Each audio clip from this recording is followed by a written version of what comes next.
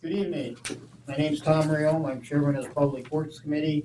The committee is meeting in City Hall on the first floor on Tuesday, May 5th at 6 p.m. this evening. With that, I guess I'll go around the room and people can introduce themselves. I'm Scott Kellogg, 3rd District Alderperson. Joe Eichstead, interim city engineer. Nick Toombs, design engineer.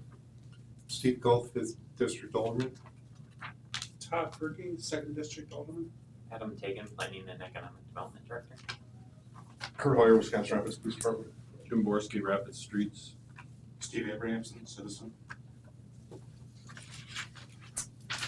Okay, we had item 1 that's called to order. Item 2, review and consider ordinance changes to Chapter 6, Streets and Sidewalks pertaining to sidewalk clearing as recommended by Adam Teagan, Planning and Economic Development Director. Adam? Nice looking here. Or, Yep. I'll go Here. over here. Sit here. I need the exercise. I'm just all spread out. All right. So chapter 6, streets and sidewalks. As some of you may be aware, code enforcement took over the sidewalk shoveling enforcement this past winter. It had formerly been in engineering. As we began to deal with that and kind of look through the ordinance and the regulations that were in there, I met with our ordinance control officer, Ray Starks, and it's clear that you have to clear your sidewalk, but it's not as clear as it should be as to when it's required that you clear your sidewalk and if it's ice versus just snow and that type of thing. So the recommendations are mainly found on page 6 of the attachment. Basically what we did is clean up a little bit of language, and then we basically added clarification that it includes a weather event, which means snow or ice. So if we have an ice storm and the sidewalks are slippery, you still have to do something about that because that's probably more of a safety hazard than just snow. And then basically saying that putting it so that if it's any coverage of the sidewalk that it needs to be cleared. We thought that was probably better than trying to go with saying 1 inch, because then you really get into a he said, she said type of thing and having to go over with a ruler and measure in exactly an inch. So that's why we're just saying if it's covered, it needs to be cleared. So that's the recommendation on snow and ice, and I think that was it, just those page changes on page 6. I just had a question. You talked about the individual or the property owner would be charged, and then you gave a list based on administrative, labor, overhead, bookkeeping, mileage, and incidentals. And I mean, how do you measure bookkeeping? How do you this is my thinking is I wonder if you gave a cost, average what a cost would be per feet. Yeah. And then it would cost, I don't know, let's just say it would cost you $25 per foot. Then to say, well, we're gonna average in the bookkeeping, we're gonna figure out the mileage, we're gonna figure out the incidentals. I mean, that's a lot of labor just to figure all that out.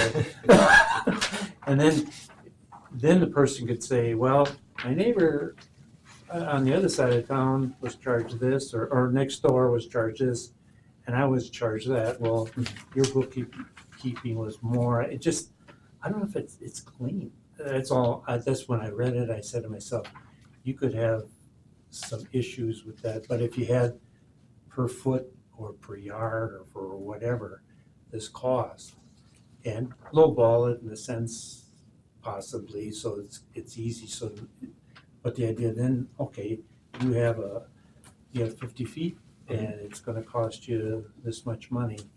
It's clean, I think, than to try to figure out all the incidentals. That's food for thought. I don't know. Yeah, and basically, the ordinance language is probably bulkier than the actual fee that's charged. Oh, okay. But that's basically, we have to have it in the ordinance so that we can allocate those costs What the and fee be is. reimbursed. Okay. On average, I think a typical lot is 100 feet for sidewalk clearing, and that's basically the cost of the crews and all the accounting. But basically, back in the day when this ordinance was adopted, they did go through and run some average numbers. So on average, it takes 5 minutes for this person to do that job. So their average costs. Okay. We don't go through for each and every sidewalk clearing. So it is on average, I think it's 100 feet $100. or $100 per What's- per lot, per standard lot. Oh, And then if it's a okay. corner, it's potentially See it? more. So we have set rates based on average costs. Okay, sounds good. We did do that, but we averaged out how many private walks we could do in a day, and it takes time to travel from one to the other, and charged out our machine and our labor and our incidental labor and kind of averaged them out, and we didn't want to make it too cheap, or they just have us keep doing it. You know, so Yeah, can you come over and? we made it enough to cover our costs and not a lot more, but we weren't gonna cut them any breaks, or it would be a disincentive for them to clean their own walk. Steve? Who actually owns the sidewalk? Is it the property owner or is it the city? City, So isn't it reasonable to expect the city to keep the sidewalks clear?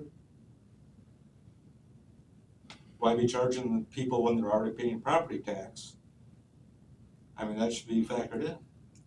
well, we could, but we'd probably have to hire 4 guys and have 4 more pieces of equipment to get it all done, and it was determined long ago that it's more economical for the adjoining property owner to maintain 1 piece of sidewalk than it is for the city to maintain all of them. So you're gonna find them $100 to get it cleaned up, So we've been doing, to clean up city property. if the residents of the city don't like it, they should come in and change the ordinance. And hire some people and raise their taxes. So, There, we got, okay. so you're saying that I didn't realize that the city actually owned the sidewalk because when the sidewalk cracks or whatever, it's the homeowner's responsibility to repair the sidewalk, isn't it, or replace it? In most cases, yeah. They're the property owner's the steward of the terrace, the lawn, you know, if there's grass there to keep it mowed, and then, if the concrete, you know, if the slabs heave or whatever, Mhm.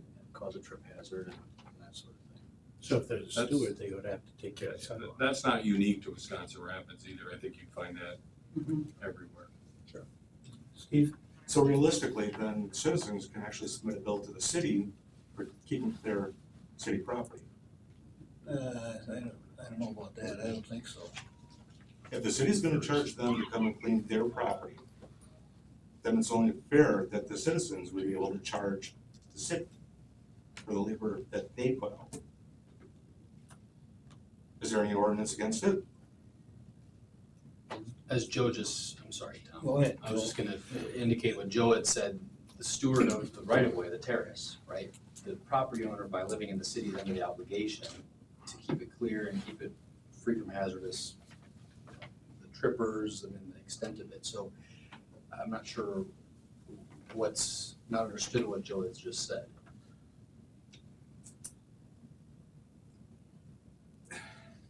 What I'm trying to get at is $100 to clear up the sidewalk. I think that's a little exuberant. I think that's an overcharge. I think it's an overreach. There's some people that just can't afford it, and there's also people that are in poor health that can't do it. And you're gonna charge them $100 to do it. Swell. It's usually not the older people that we have trouble with. You know, they're usually the first ones out there cleaning them off. Or they hire somebody, a Yeah, kid they next hire door. somebody.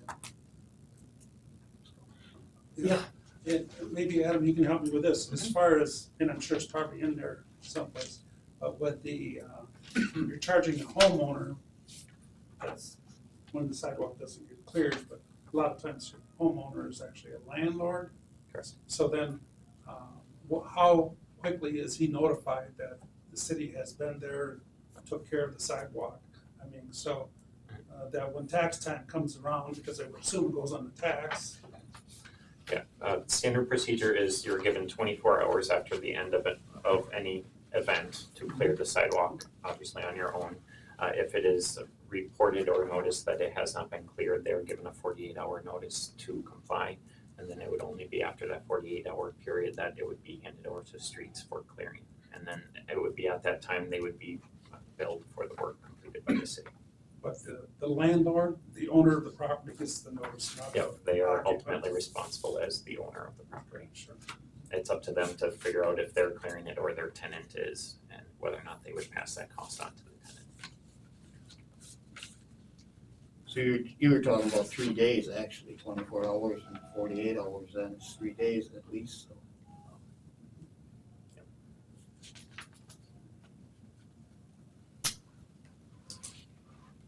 Any, committee wanna do anything, or?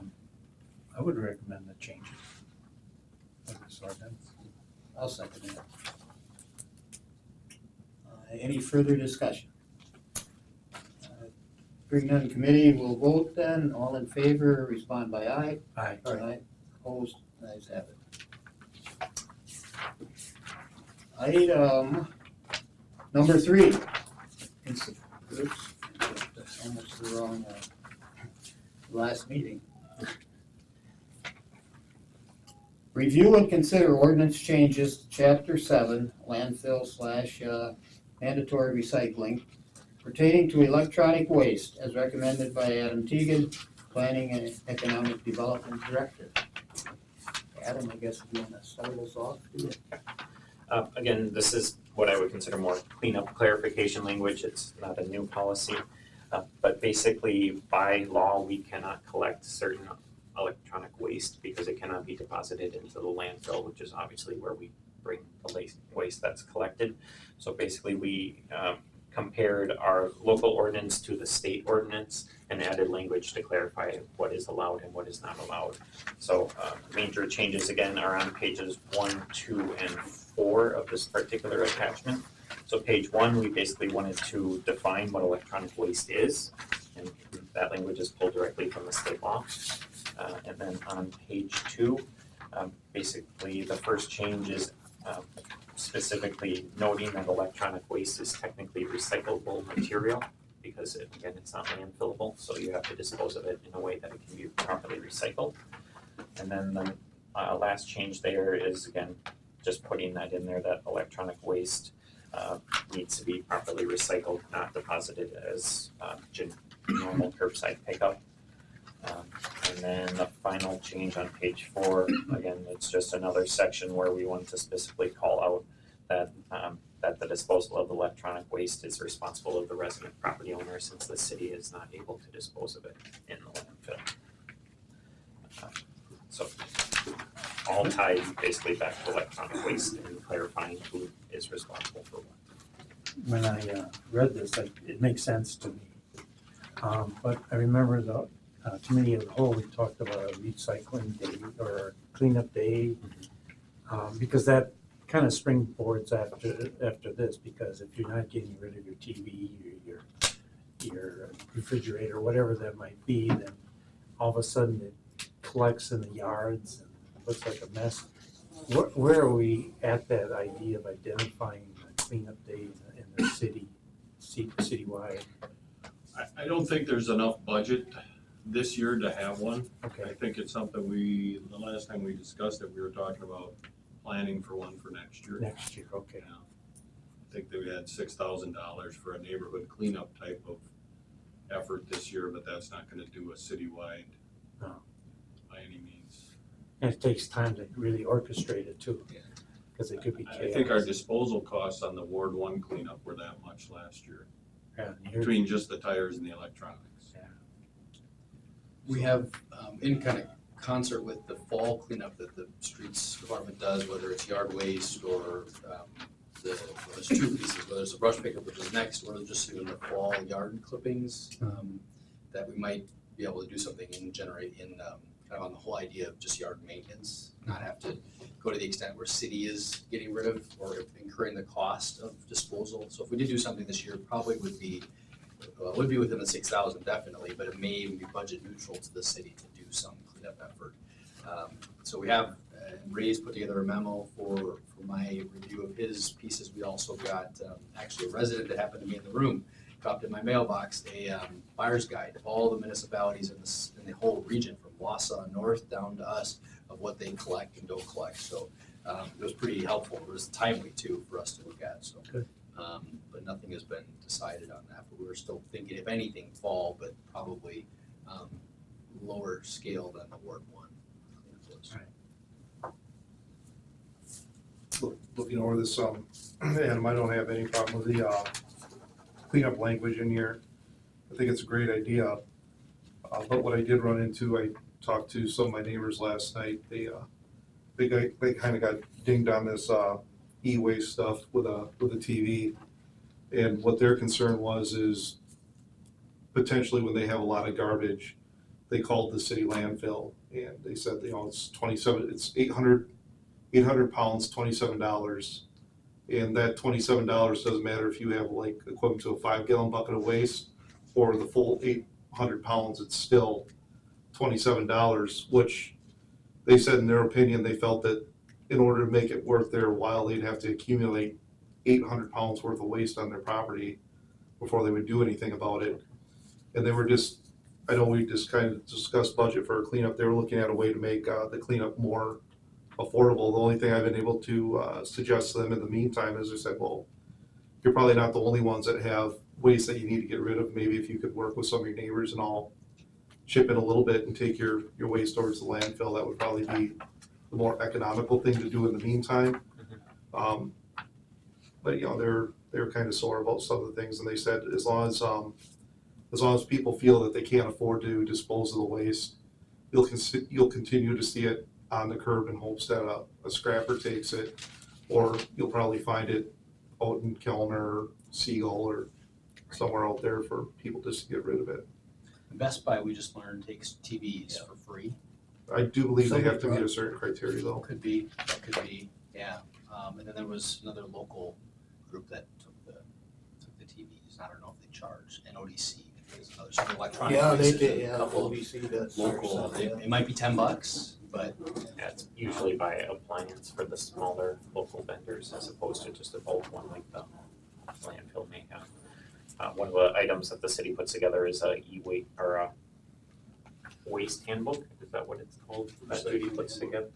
And it actually lists local vendors and things where you can take electronic waste and or yard waste and those type of things. So we have tried to research that a little bit to make it a little easier on residents as well.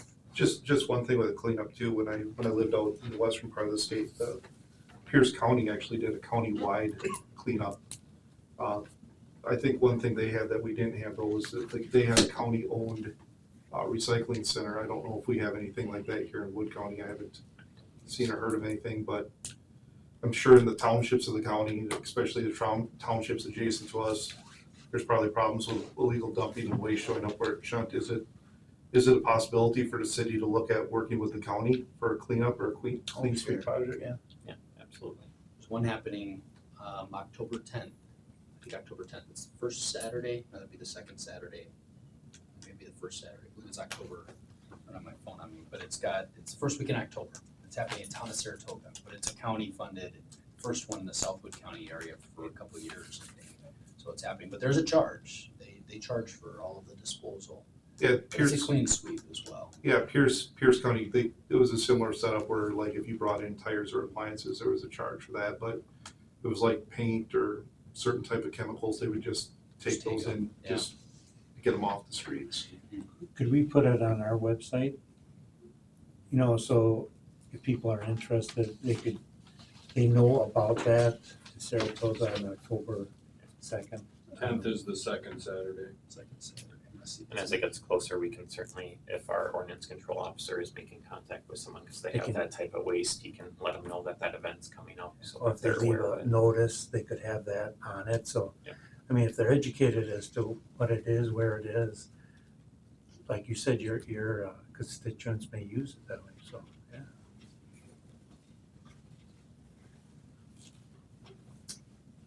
Anybody else with anything? Maybe, I what recommend, would you like to do? I recommend the changes that were offered here. I'll second that. Any other questions?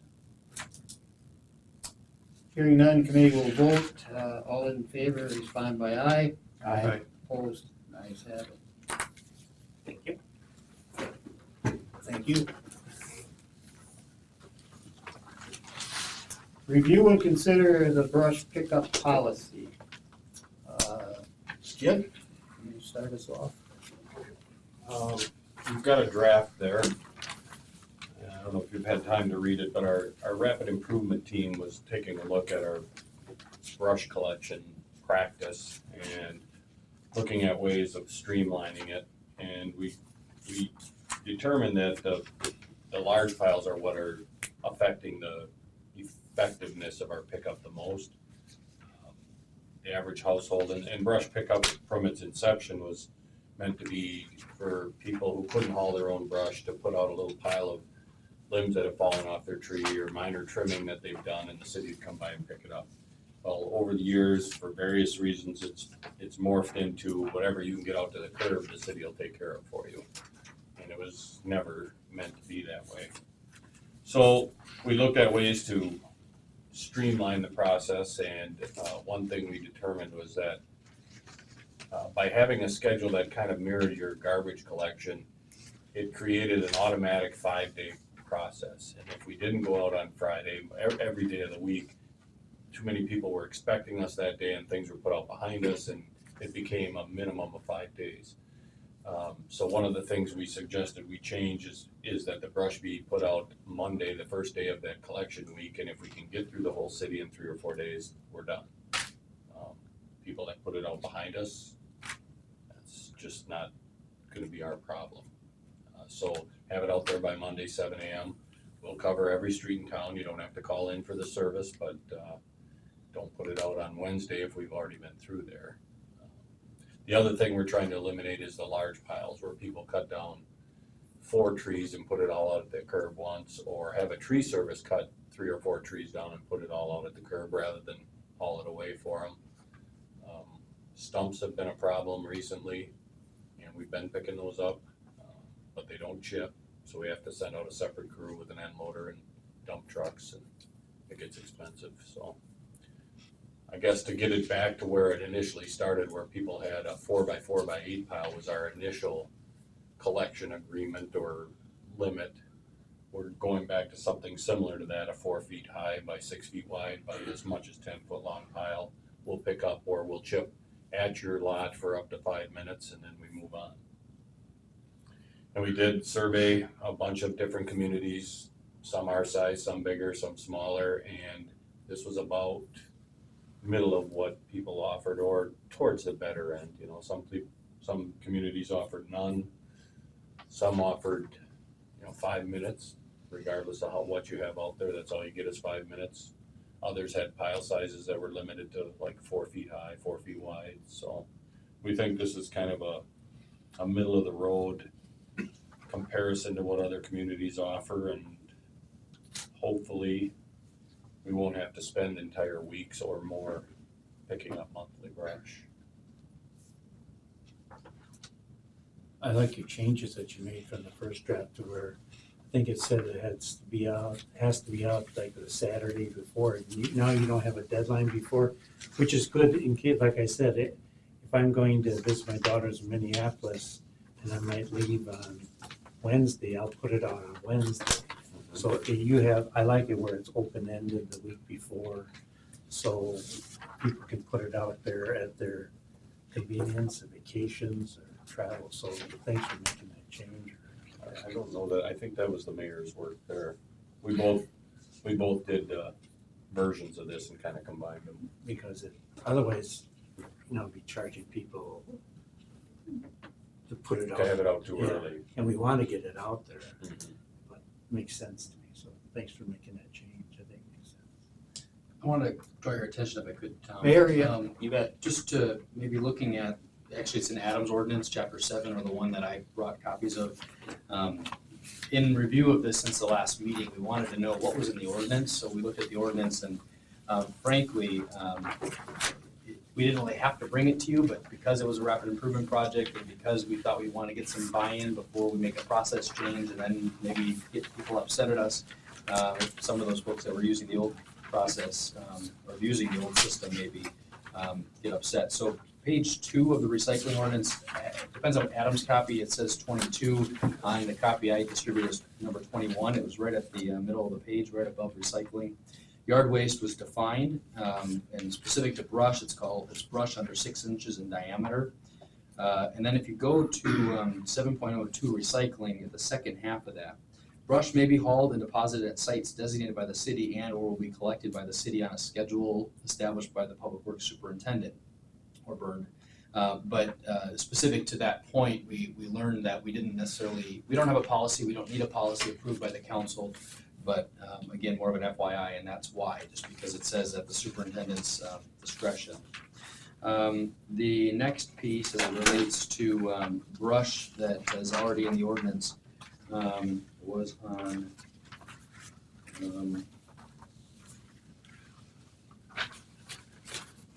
number 4 under 7.10 home collection regulations. It's under Christmas trees. Will be collected by the city. The city will not collect logs, brush, or stumps generated by the clearing of land. So to Jim's point, the land clearings that have now occurred and have become a responsibility of the city by the ordinance already, if councils before all of you and the administration beyond us have already determined, and we would agree that we shouldn't collect logs, brush, or stumps generated by the clearing of land. The next area that it is mentioned is under composting.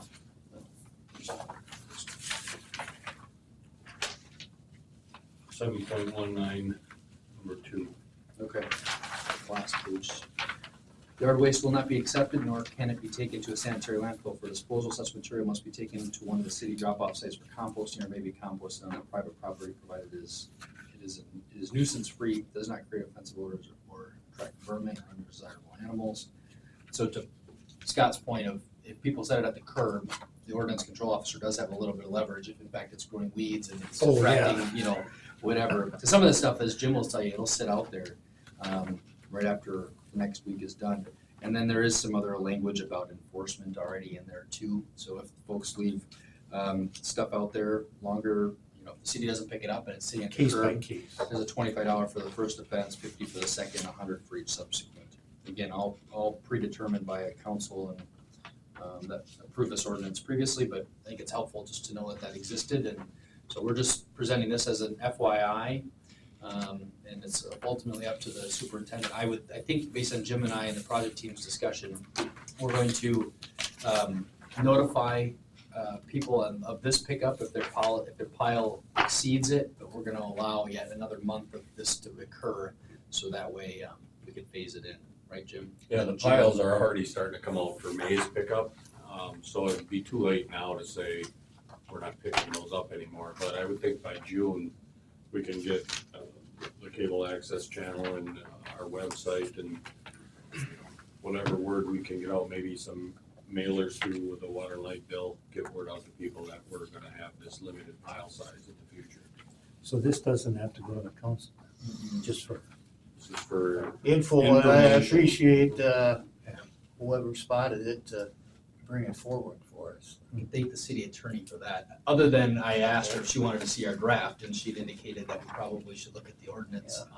And Adam brought it forth, obviously, somebody had mentioned that he was bringing this forth. We thought, well, maybe we'd have to make changes to it, but at this point, we're not proposing any changes to the ordinance, from what we can tell, until we may have to if it becomes an issue after we phase in the new process.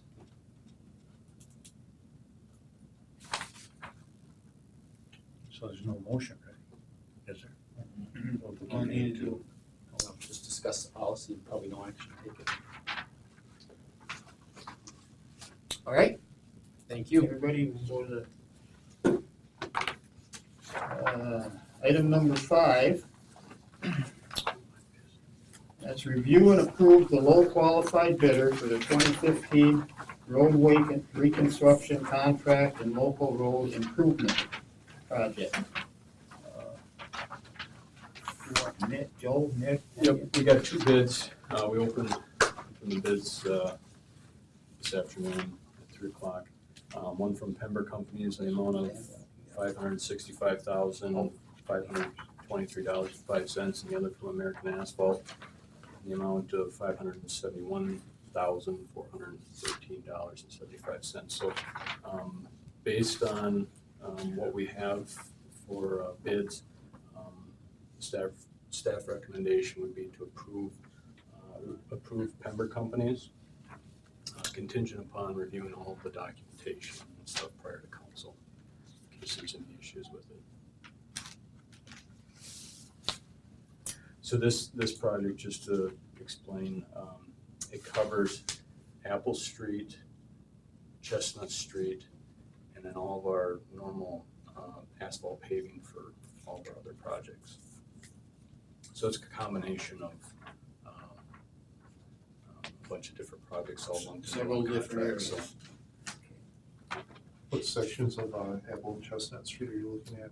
Apple from 8th Street South to 12th Street, and then Chestnut from 8th Street South to 16th Street South.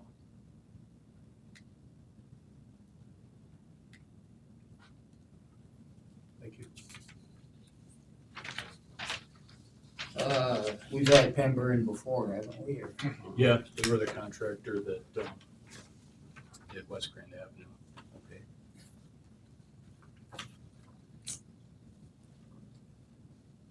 Well, committee, the low bid, qualified bid at this point in time is So I make Pember. a motion, or? I don't know, maybe, yeah, go with a little bit. Yeah. I'll make a motion that we go with the low bid, from Pember Companies of Menominee, Wisconsin of $565,523.05. Second. Any discussion? We'll vote on that then, committee, all those in favor respond by aye. Aye. Opposed, the ayes have it. Next.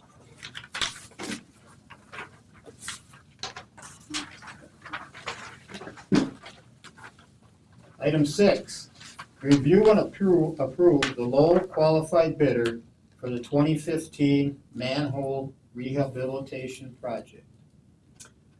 We've got one bidder. This is also for Chestnut Street, but it's part of the sanitary sewer work. Typically, the city crews would do most of that work themselves. However, this project, the depth of the sewer creates some complications. It's an extra cost as far as digging so deep. So the manhole rehab option is more cost effective in this case. So, seeing that we have one bid, Nick, if you got anything else to add? about Yeah. The estimate. Yep, so $74,290, that's within what we estimated. It actually came in about $20,000 underneath what we estimated. But as Joe was saying, it is more cost effective to do it this way. The numbers we got per vertical foot for the rehab on the manholes are similar to what we would get for a 10-foot manhole. So it's virtually double the depth, and we don't have any of the worries with, we don't have to worry about groundwater dewatering or providing a safe trench for a 20-foot deep, excavation. So it's a really, really good deal for the money, and it takes a lot of the complications out of construction for us, so. Now is the time to do something like that. Right, and we'll do that in conjunction with, these guys will come in, hydro clean, and they'll do their work prior to our crews getting out to the site, and have everything ready for us to go. So, we're recommending approval of the bid. Joe, I just had a question. I was looking on here. Yep. It said the opening occurred at 3:00 Tuesday, May 5th, so that was today, correct? Today. So we're only just a little over than 3 hours for the bids to be open. Was there any time to wait and see if these other two companies would get back to us with a potential lower bid? Nothing came in that we know of after that, unless it came into maybe the clerk's office. Usually we check prior to They had time to prepare. put a bid in. Yeah. Yeah, They knew ahead of time, it wasn't 3:00 to. And so normally, Go like up and make- 3:00 is the deadline, we'll go down to the clerk's office, because sometimes new contractors will bring stuff in and drop it off downstairs here. And so we'll go down and just, hey, we're expecting some bids today. If anything comes in prior to 3:00, make sure to bring it up. I mean, they bring it up even if it was post 3:00. But how long was the request for proposals out there before they had to be in at 3:00? 2 weeks. So it's a little bit shorter, it's about as short a time as you wanna give a contractor to estimate something, yeah. Okay, thank you.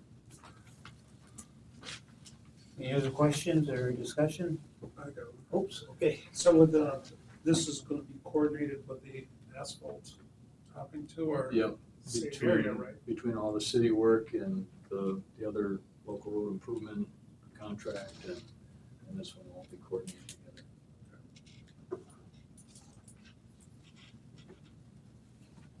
Anybody else? I'll move that we accept the low qualified bidder from Hydro Clean LLC, Rogers, Minnesota, $74,290. I'll second it. Any other discussions here? Hearing none, committee will vote. All those in favor respond by aye. Aye. Opposed, ayes have that.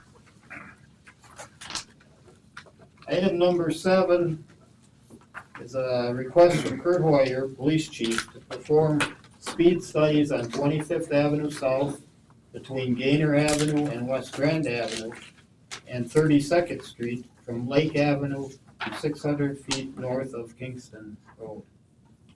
Chief? Okay, thank you. And obviously, periodically, we have interactions with alderpersons, community members about certain areas of the city that they'd like to see some extra patrol. Could be increased speed of traffic, could be a number of different things which we respond to, and we appreciate getting those requests. We take opportunities to increase enforcement. We put our radar trailer. And I know just recently Alderperson Furkey came and had a conversation with some of our personnel and myself. Behind that, though, I did have an opportunity to meet with Joe and just talk about whether it would be feasible to do a traffic study. And the reason I asked for that was we had an internal discussion specifically about 25th Avenue, but it broadened the discussion around some other areas of roadway within the city, whether or not, you know, and us being the lay people, whether or not an engineering study or speed study shouldn't be done just to validate that the speed limit for a roadway is appropriate. 25th Avenue certainly was one, 32nd Street, a section between Lake and just shy of Kingston. Joe and I had a discussion around 16th Street, but with Lincoln High School and all the activities there, that's probably very appropriate for width in 25. But we thought it would be behoove us just to see if committee and council would support a study of 25th and 32nd, just to make sure and validate whether or not we're posted at the right speed limit. Because I'll share with you internally, and I had this discussion both inside the agency and outside the agency, 25th Avenue is a tough stretch of roadway to hold at 25 miles an hour. It's just not engineered for 25 miles an hour.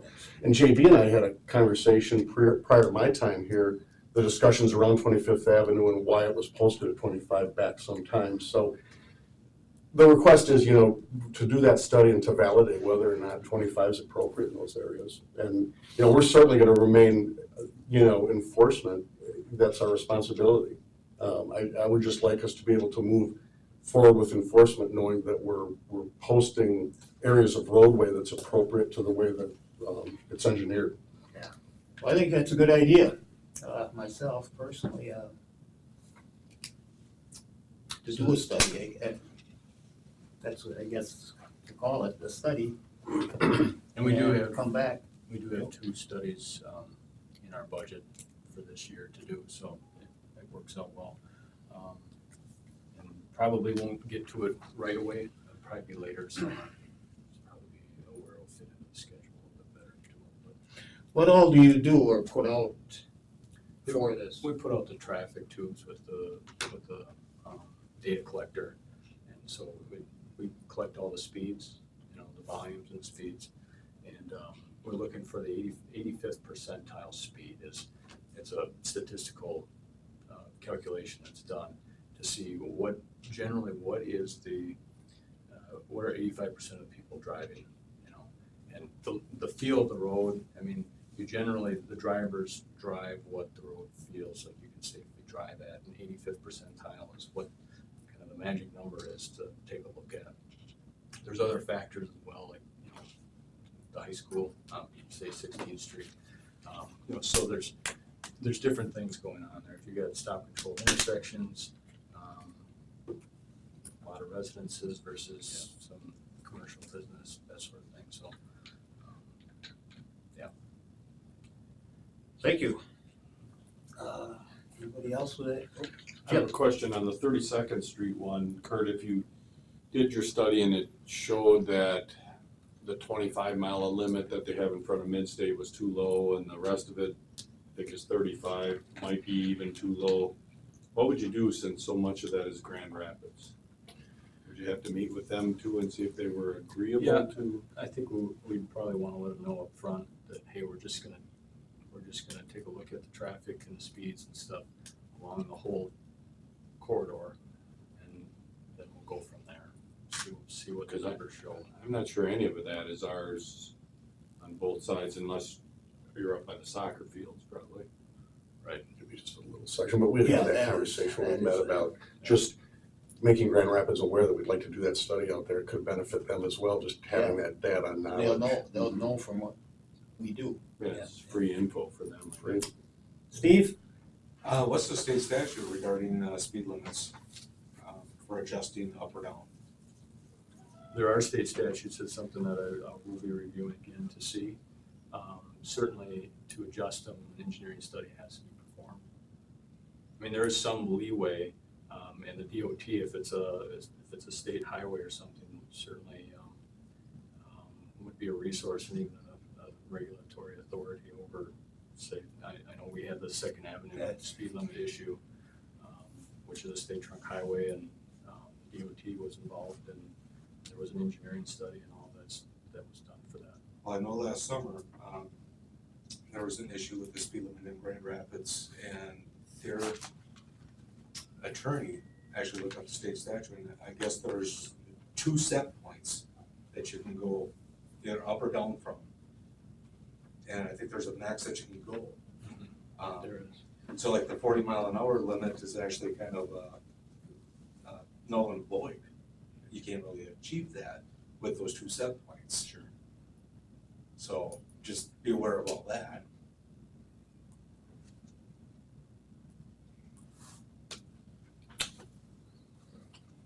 Anybody else, anything?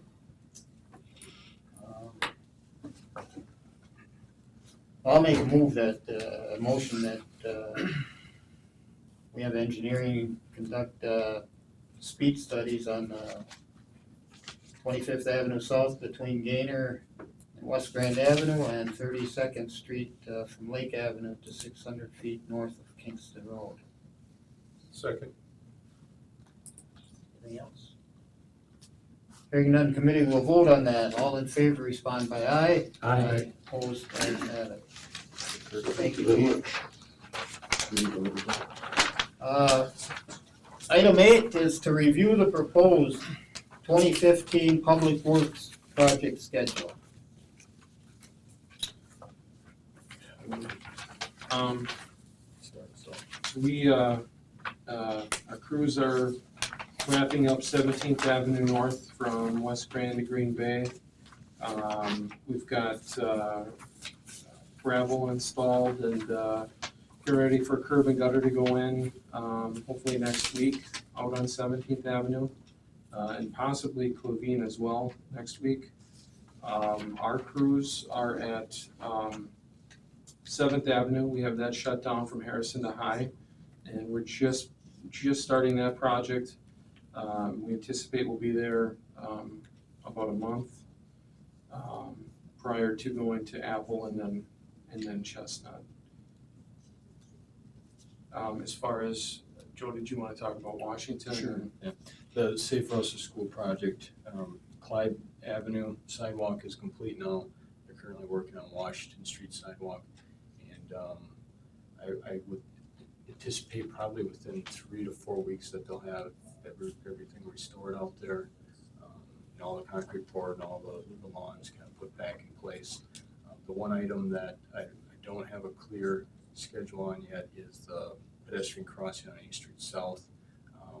There was a lead time for the parts to come in, and so I just got to circle back and find out what that new schedule looks like. But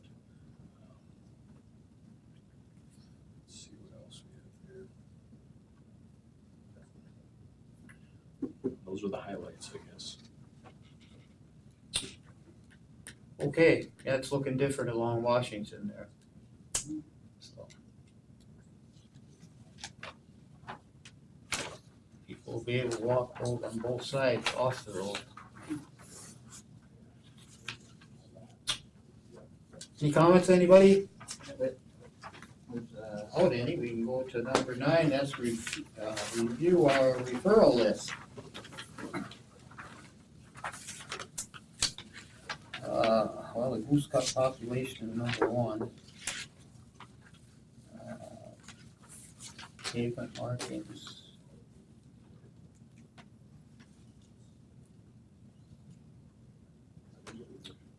Future of 8th Street South. Yep, for item 9, I know that a letter went to the DOT from the mayor's office. I think we're just waiting to hear back. Okay. On that, so. And all the condition of the Elks and Drake parking lot. There have been discussions between the Elks Club and the city. There was Ron Bowen, right? He presented what he's looking for with the private lot there, and then also with the adjacent lot and the impacts to the other 2 property owners there, and so that discussion's still ongoing. Do you want to explain, I guess, the 2 lots? Sure. Just so. Well, there's the auto parts store, there's the Elks Club building, and then there's a third private building there right along 4th Avenue. And I'm not sure what they do there, but storage maybe. And then in front of there along Jackson Street is the city-owned municipal lot. And the municipal lot is in poor condition. And however, the Elks Club they're the primary users for it. They fill it up on, when they have their events and stuff. So they were looking at options to purchase that, or some way to work it out to either use it or purchase it, or There's probably little usage by anybody else, is there? I mean, I don't know Unfortunately, anything. yes. At one time when the paper mill was Yeah. strong, Yeah. they fill their parking lot and overflow into Overflow, there. yeah. So we had to have parking meters and, Yeah. the parking cop go through there and keep them out of there. And I think there was some use by city hall people going back and forth across the street, but probably in the last 15 years, there's been no public parking in there other than for the Elks Club. Yeah. And it is shot. I mean, it's beyond repair right now, so it's been on our capital improvements plan list for a few years, just hasn't been funded. And it's only a matter of time before something bad happens there. I think if the Elks wanna buy it and rebuild it, or we give it to them and they rebuild it, that would be a best case scenario. How much would it cost to rebuild it, just for curiosity? I think I've heard some numbers tossed around, it would be about $40,000 to repave it. And I don't think that's unrealistic. I think it was built to fairly typical standards of the day, it's built sufficiently, there's a good base there and drainage if it would be repaved, it's just the asphalt has failed, lived its life.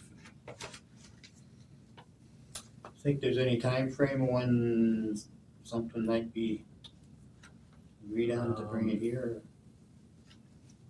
not. If I not, mean, that's as fine. soon as next month, I know that Ron Bowen has taken some information back to their, they must have some sort of committee or board or something to make decisions through, so they're kind of, he wanted to get some initial information. I mean, their private lot is also in bad condition. Water and Light had a water main break on McKinley Street right there, and it got into their private lot, and so there's a lot of things kind of going on, and they're just trying to coordinate everything and see what options they have. Okay, not to rush you, just wondering. Yep. Well, 13, and that's consider approving the brush pickup policy modifications. We take that off. And then we got item 15, and that's request permission to obtain bids for the 2015 concrete crushing contract. That's on hold right now. There's some inventory system being set up at the city pit. And so the surveyors have to go and take inventory of the existing sand pile that's out there yet. And then the rest of the inventory can get set up for this year prior to going out for requesting permission to obtain bids, so. Okay, then item 17, that's Adam Teagan's number 6 ordinance change revision. We did that this evening, so that can be taken off. 18 is Adam's 7, a landfill mandatory recycling ordinance revision. We take that off. 19 is to perform speed studies on 25th Avenue there between Gaynor and West Grand. Did that. And 20 is to perform speed studies on 32nd Street south of Washington to Lake Avenue. Should keep 19 and I was just gonna ask, should we keep them on, because they're gonna come back with it, with otherwise, results. I was gonna say at first, we can take it off, but, we should leave them. So we can hear what they come up with. 21 is request from all the person in the world to approve the installation of street lighting on 2 alleys between 14th Avenue South and 16th Avenue South, just south of West Grand Avenue. Still researching the issue. I guess it's gonna test our new policy that was passed, so. I'm glad we have the policy. So we're still taking a look at the costs and reviewing the guidance manuals on it, so. Okay. When we present these, why don't we take off the crossed out one? Sure. Rather than having a list like that, just keep the current, just an idea. Very doable. Oh, we'll run out of paper. People will need page 2. Anybody else with referrals? Hearing none, I get. Just out of curiosity, what's the goose situation? Are we waiting for something? Oh, you got anything, I guess? I think that it was, there was the original request, and I think that there's a pilot study that's going on, and I don't fully know, I'm not completely involved in the conversation, but it sounded like until that pilot study they were gonna do in Devon's Park, and whatever the details of that might be, that